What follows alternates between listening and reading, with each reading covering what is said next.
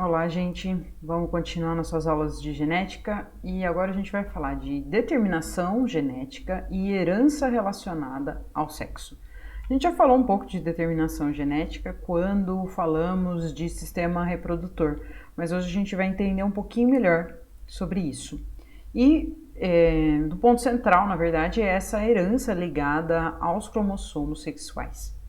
Então, para relembrar, a gente tem uma reprodução sexuada, onde a gente tem gametas masculinos e gametas femininos. E você chamar um indivíduo masculino ou um indivíduo como feminino é justamente o tipo de gameta que faz. Masculinos fazem espermatozoides e femininos óvulos. E aí tem uma mistura de genes, tem recombinação, que a gente já viu, e isso é extremamente importante para determinar o sexo dos indivíduos. E a maioria dos animais tem esses gametas diferentes, né? Então óvulos para fêmeas e espermatozoides para machos.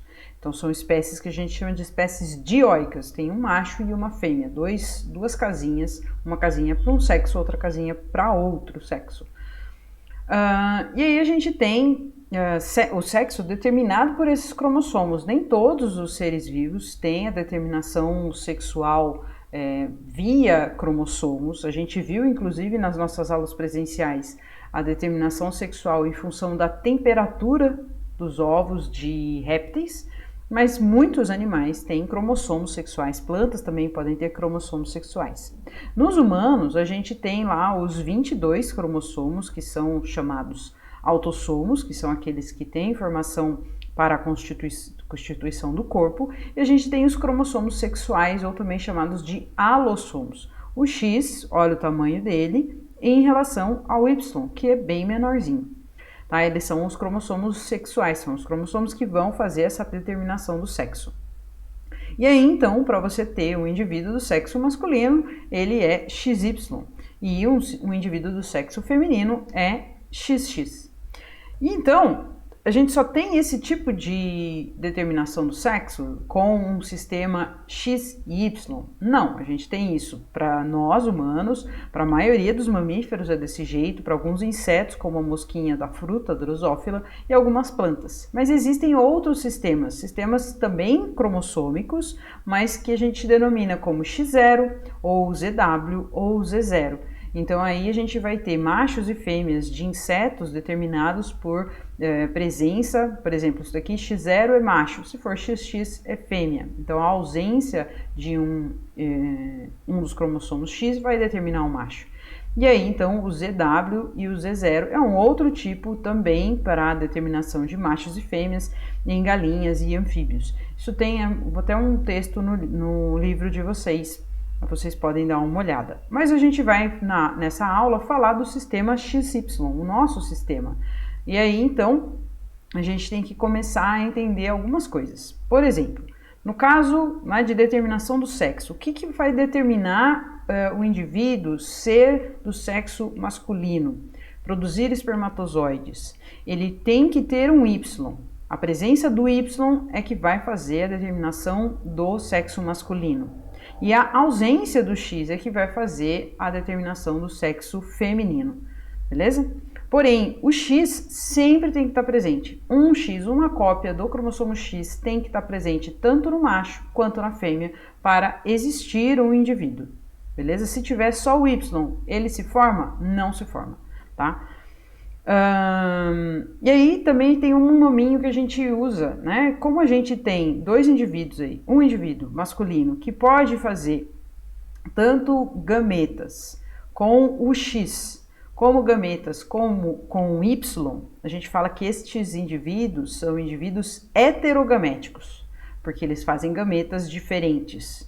Nós que temos XX, né, só podemos fazer um tipo de gameta, a gente só pode fazer gameta com X, então somos indivíduos homogaméticos, porque só fazemos gameta só com o X, não tem como fazer o Y, tá bom? E aí, se houver o cruzamento de X com X, vai ser o indivíduo do sexo feminino, X com Y do sexo masculino, isso aí a gente já sabe, é bem tranquilo. Só que aí a gente tem, inclusive, uma pergunta de uma das alunas que me mandou um e-mail falando sobre o corpúsculo de Barr. Veja, lembra o tamanho do X em função do Y, olha o tamanho do X, a quantidade de informação que tem no X é muito grande. E a gente tem um mecanismo que a gente chama de mecanismo de compensação de dose. Os indivíduos masculinos só têm um X, só que os femininos têm 2. E aí isso é muita informação genética. Então o que acontece? A gente condensa para que a gente tenha tanto homens quanto mulheres, quanto machos e fêmeas, tenham mais ou menos a mesma quantidade de cromossomos ativos. Então, como a mulher possui essas 2 doses de X, uma dessas doses, uma dessas cópias é condensada, fica inativo, né, na forma de compensar e igualar a quantidade de genes ativos no indivíduo. E aí essa condensação fica visível. Se a gente olha no microscópio, eu tenho uma bolotinha aqui que é cromatina condensada, que é essa cromatina sexual ou corpúsculo de Barr. Isso só vai estar presente em indivíduos que possuem mais de uma cópia do X, porque o homem não vai condensar essa informação que é muito importante para ele. E como é que condensa? Por exemplo, se nós mulheres, nós, né, do sexo feminino, temos 2 cópias de X, uma veio do pai e outra veio da mãe, então aqui ó, o XP veio do pai e o XM veio da mãe, tá? É só uma denominação aí pra gente identificar. Como que lá no zigoto se determina se vai ser o X do pai ou o X da mãe que é condensado? Na verdade é aleatório e todas as cópias vão ter, todas as nossas células vão ter parte do X do pai condensado e outras partes, parte do X da mãe condensado. Então veja aqui, ó, ocorrem umas divisões iniciais e aí de repente, randomicamente, aleatoriamente, um dos X, então aqui nessa célula foi o da mãe que ficou condensado, nessa célula foi o do pai que ficou condensado. E isso é estabelecido lá no início da nossa formação, no embrião, só que permanece ao longo das nossas divisões sucessivas. Então nós, mulheres, nós do sexo feminino, que temos 2X, nós temos um dos X em várias, né, células, todas as células do nosso corpo, que vai estar condensado. Só que isso é aleatório, então vai ter parte do nosso corpo que o X da mãe está condensado, parte do nosso corpo que o X do pai está condensado. Então nós somos como mosaicos, né? A gente determina um mosaico somático. Isso vai ter algumas coisas que a gente pode observar. Tem gente que às vezes tem um padrão de eliminação de suor, que é a produção de células sudoríparas, diferente em regiões diferentes. E aí sim você consegue ver que existe esse mosaico. E isso é uma determinação por conta dessa condensação. Um outro exemplo, que não é humano, mas o gato de 3 cores, só fêmeas têm 3 cores. Por quê? Por conta desse mosaico que acontece, porque a cor está lá no cromossomo sexual, no X. Beleza? Então aí a gente tem algumas anomalias, né, sexuais ligadas ao cromossomo X. Então veja, se houver uma formação de gametas errados e houver a fecundação de um óvulo sem o X com um espermatozoide com o Y, esse indivíduo aqui que só tem o Y, não tem o X, ele morre. Se a gente tiver a união de um gameta sem o X, mas com o outro X do outro lado aqui, a gente tem indivíduos que a gente chama de síndrome de Turner. Se tiver mais de um X, a gente tem, e um Y, a gente tem Klinefelter. Se tiver 3X, é o que a gente chama de superfêmea, não existem muitos relatos de problemas, de anomalias por conta disso, porque você tem uma compensação, 2 deles aqui vão ficar condensados e um vai ficar ativo, a pessoa é normal. O que é síndrome de Turner? Síndrome de Turner é possível a gente verificar essa síndrome do ponto de vista fenotípico. A gente olha para a pessoa, ela normalmente tem uma estatura mais baixa, tem manchas no corpo, não vai ter menstruação porque a parte reprodutiva vai estar bem atrofiada. Tem pouco desenvolvimento de seios, tem uma gordurinha mais restrita aqui, dobras na pele, e a gente tem algumas outras características listadas aqui. Isso é pela ausência de um dos X. É possível a gente verificar, por exemplo, se a pessoa é ou não com síndrome de Turner fazendo o diagnóstico com o corpúsculo de Barr. Como que seria possível? A gente pega a célula, verifica o cariótipo, se não tiver esse corpúsculo, se não tiver a condensação, quer dizer que só tem um X. E aí a gente verifica que a pessoa é síndrome de Turner. Síndrome de Klinefelter é 2X e 1Y. Aí essa pessoa vai ter traços masculinos e femininos. Então, veja, ele tem um fenótipo masculino, no entanto, vai ter seios, vai ter uma cintura e um quadril mais largos, vão ter pelos pubianos diferentes distribuídos, né, porque é mais feminino, e é possível fazer o diagnóstico com um corpúsculo de Barr. O que vocês acham? Sim, é possível. A gente tem várias combinações aí possíveis de Klinefelter, com erros 1000 aqui, de número de X, mas todos os X que tiverem estarão condensados. E aí então dá para ver se tiver essa condensação e tiver Y, é uma pessoa com síndrome de Klinefelter. Aqui 2 imagens mostrando, né, pessoas de fato e não desenhos de síndrome de Turner e síndrome de Klinefelter. Perceba aqui o desenvolvimento de mamas no Klinefelter levemente, e as pessoas com síndrome de Turner são um pouco mais baixas, não dá para ver muito aqui, mas são mais baixas e tem esse padrãozinho às vezes de corpo, tá bom? Não é simplesmente olhando para a pessoa que você vai classificá-la como alguma dessas síndromes, você tem que fazer uma análise. As pessoas estão normais do ponto de vista do resto do ponto de vista, simplesmente tem uma diferença na quantidade de cromossomos ali, tá bom? Também tem o duplo Y, que é possível existir por uma duplicação do Y ali no gameta. Existem alguns relatos lá desde 1960, com relatos nos Estados Unidos. Essa descrição não é muito fidedigna, assim, na realidade. Pessoas têm muita acne ou têm um certo infantilismo e agressividade por ter mais Y, mas tem algumas restrições aí nessas características, porque isso foi feito lá em 61, existia muito preconceito, então, mas existe também essa síndrome tendo mais de um Y, beleza? Agora vamos falar das heranças relacionadas a esses cromossomos, né? Então a gente tem esses 2 cromossomos, um com muitos genes, outros com poucos genes, e a gente tem regiões que são parecidas e regiões que são distintas no X e no Y.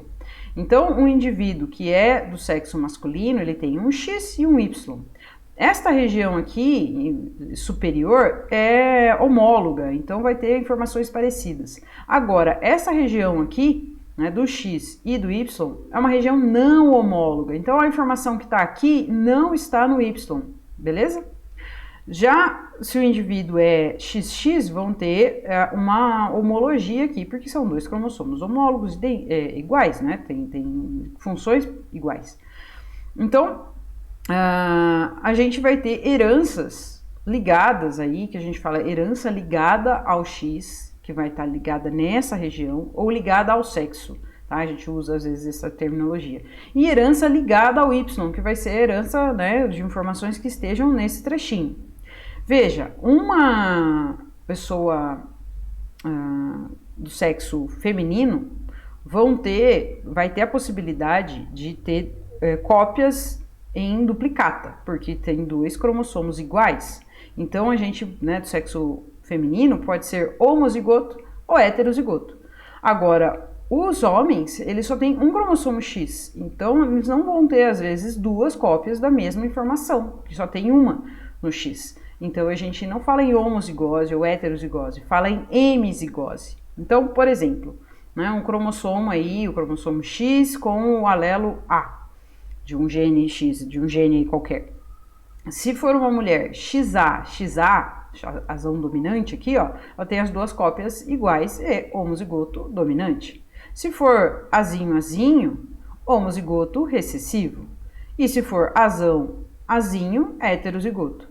Agora, se eu olhar para o indivíduo masculino, ele pode ter ou azão ou azinho. Não tem heterozigoto, nem homozigoto. Ele só tem uma cópia. Então ele é hemizigoto para aquela característica.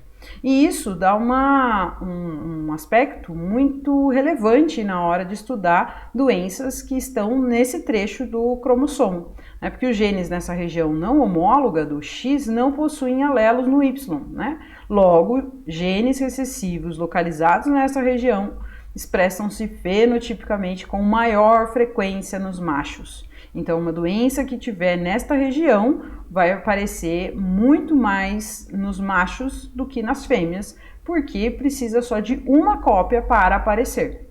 Essa explicação normalmente é pedida nos exercícios relacionados a esta herança. Então, é extremamente importante vocês entenderem isso, beleza? Aí, heranças ligadas ao sexo. Vamos, falar aí dessas heranças ligadas. O principal aí, talvez o que venha mais fortemente na nossa cabeça é o daltonismo. O daltonismo são 3 tipos de daltonismo. Um que é confundir púrpura com vermelho, isso não tem a ver com o sexo, mas confundir vermelho e verde, ou do tipo 2 ou do tipo 3, é ligado ao sexo, está ligado naquela região ali do cromossomo X. O tipo 2, ver vermelho como se fosse verde, é o daltonismo clássico e recebe esse nome de daltonismo por conta do Dalton, lá da química do modelo de Dalton. Ele era daltônico e estudou daltonismo. E para a gente entender daltonismo, a gente tem que entender como é que a gente enxerga as cores. Então, quando a gente recebe luz no nosso olho, ele passa pela córnea, vai lá na retina e a gente tem células que vão perceber luz. Se tem ou não luz, que são os bastonetes, que são essas células aqui. E só que a gente também tem células que percebem cores, que são os cones, vermelhos, verdes e azuis. Se você tiver um problema, uma deficiência parcial no receptor vermelho, você vai ter problemas em tons vermelhos. No receptor verde, você tem problemas na recepção do verde. Problemas no azul, vai ter problemas na recepção do azul. Então, você tem genes aí ligados para a percepção de cores. Se você tiver um probleminha, você não enxerga direito, ou não enxerga o que todo mundo enxerga. E aí, então, tem um teste, dá para você fazer se você é ou não daltônico, que é o teste de Shihara. Nessa primeira imagem aqui, todo mundo tem que ver isso aqui, 12.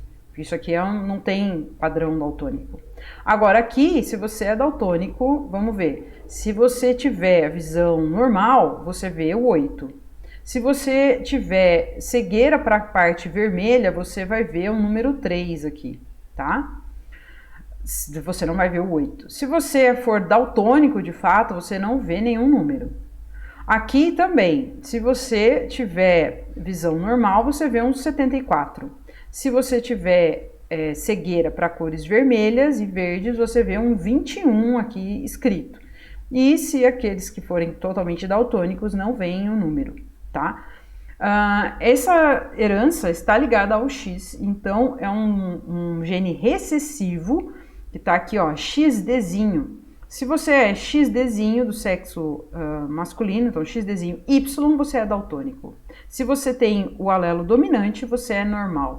Se este daqui, ó, sexo feminino, se você tem 2 cópias do Dzinho, você é daltônica. Portanto, é mais difícil de uma mulher ser daltônica porque ela precisa de 2 cópias. Um homem precisa só de uma cópia recessiva, porque ele já é daltônico. Se a mulher tiver a cópia, 2 cópias aqui dominantes ou uma cópia dominante, ela vai ser normal. Nesse cruzamento, por exemplo, um homem daltônico com uma mulher normal teve um filho aqui daltônico. O gene do daltonismo veio do pai ou veio da mãe? Veio da mãe. Por quê? Porque o Y veio do pai, então o X com certeza veio da mãe. Então, às vezes tem algumas perguntas nesse sentido. Outra doença ligada ao sexo é hemofilia, tá ligada ao X. A hemofilia é a ausência de coagulação no sangue. Existem fatores de coagulação, proteínas que vão possibilitar que quando a gente corte algum vaso sanguíneo, tem várias proteínas que vão reagir em cascata com fatores aí de coagulação, proteínas que vão reagir para formar um coágulo e impedir o extravasamento do sangue. Se você é hemofílico, você não tem alguns desses fatores, né? Principalmente aí o fator 8 de coagulação. E essa deficiência vai fazer com que você, ao menor corte, sangre muito, porque você não tem como coagular. Isso é também uma doença ligada a um gene recessivo. E aí, se você tiver o gene Hzinho, você é hemofílico. Se você tiver sexo masculino, for uma cópia só do Hzinho, você é hemofílico, né? Se for do sexo feminino, você precisa de 2 cópias para ser hemofílica. Beleza? Atualmente é possível fazer o tratamento de hemofilia ou com transfusão de sangue, é uma coisa um pouco mais antiga, ou então com administração de fator de coagulação. Você toma o próprio fator de coagulação produzido aí com a tecnologia do DNA recombinante e você consegue sobreviver à hemofilia. A distrofia muscular de Duchenne é outra doença ligada ao X. É uma distrofia, uma degeneração dos músculos, condicionada também por um gene recessivo. Essa pessoa nasce normal, só que aí aos 2, 6 anos você começa a perceber os sintomas dessa distrofia. Ela não consegue mais andar normalmente, tem toda uma deficiência muscular por conta dessa distrofia. Isso acontece em 1 em cada 3 mil nascimentos no mundo. E como os homens vão morrer, né, se for do indivíduo masculino, ele vai morrer, porque tem mais indivíduos masculinos com Duchenne, ele vai morrer e isso não é passado para frente, a informação não é passada para frente porque ele morre antes da fase reprodutiva. Então o que a gente tem na distrofia muscular de Duchenne é o seguinte: homens normalmente adultos saudáveis, porque eles não, né, com essa distrofia, eles não conseguem chegar na fase adulta. E aí, ao se reproduzir com uma mulher que seja portadora da distrofia, pode dar origem a bebezinhos masculinos com distrofia muscular de Duchenne ou menininhas carregando a informação para a distrofia muscular de Duchenne. Tá? Então é muito difícil você ter uma mulher com distrofia muscular de Duchenne, porque os homens adultos na fase reprodutiva estão normais, beleza? E agora a gente tem algumas heranças, né, ligadas ou restritas aqui a este trechinho do Y. Então isso daqui tem a ver com características exclusivamente masculinas, né? Que são os genes holândricos, são completamente masculinos. É uma herança restrita ao sexo. E qual é a herança? É uma herança que vai ter algum problema ligado à formação de testículos. Então, a gente tem um gene aqui importantíssimo para os homens, que é o SRY, que é o gene que determina a produção de testosterona e testículos. Essa é a grande informação aí do Y, beleza? Você tem algumas heranças que são limitadas ao sexo, então vão aparecer mais em homens do que em mulheres, mas isso não necessariamente é uma informação que está no X. A gente tem, por exemplo, a hipertricose auricular, esta belezura de pelos na orelha. Pelos na orelha não estão, né, essa informação de produzir pelos na orelha não está no X, está em algum outro gene autossômico. No entanto, a produção de hormônios pelos homens vai produzir essa beleza que é pelos na orelha, beleza? E aí também tem outros, né, que é um outro exemplo que é a calvície, que podem ocorrer tanto em homens quanto em mulheres, mas tem uma prevalência muito maior nos homens, né? Eles manifestam-se em homens. Então, os hormônios sexuais principalmente estão influenciando aí essa característica. A calvície, ela tem uma variação de dominância em função do sexo. Então, para o homem, o gene é dominante e para a mulher, o gene C é recessivo. Então, para ser calvo, ser uma cópia só do gene C, para um homem vai fazer com que ele seja calvo, porque é dominante para o homem esse gene. Para as mulheres, esse gene tem uma herança recessiva, então, para ela ser uma mulher ser calva, precisa ter 2 cópias desse gene. Se tiver uma só, para a mulher o padrão vai ser como se fosse um recessivo. Então, o Czinho aqui, ele vai fazer com que ela tenha o cabelo. E então, por isso que a gente tem muito mais homens calvos do que mulheres calvas, certo? Eu espero que vocês tenham entendido e eu vou mandar uma listinha de exercícios para vocês treinarem essas heranças, beleza? Até a próxima!